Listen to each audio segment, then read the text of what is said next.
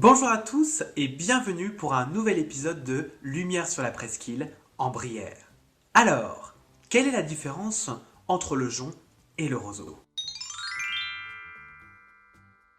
Un moyen simple de les reconnaître, le jonc est plein.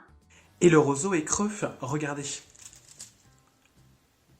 On utilise surtout aujourd'hui le roseau car le jonc est menacé par les populations de ragondins. La récolte du roseau se fait à la main. Les brins sont ramassés en bottes, puis disposés en forme de tipi, les chaumets, pour les faire sécher. Ensuite, on construit le toit de chaume, soit en utilisant la technique briéronne verticale, soit celle dite hollandaise horizontale. Cette toiture est à la fois un excellent isolant thermique, mais aussi phonique. Au sommet du toit, on trouve l'épi de fêtage. Traditionnellement, il est employé avec de la terre argileuse.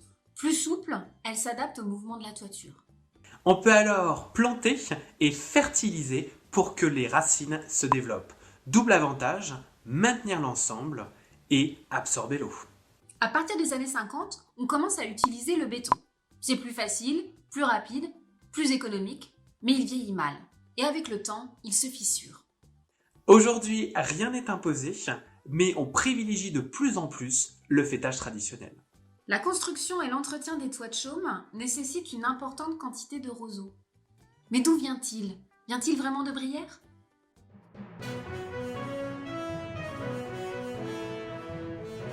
Flash info spécial depuis la presqu'île guérandaise. La majeure partie du roseau des chaumières briéronnes ne vient pas du Marais, mais de la Camargue. On estime que seulement 20% provient de la Brière. Pourquoi 20%?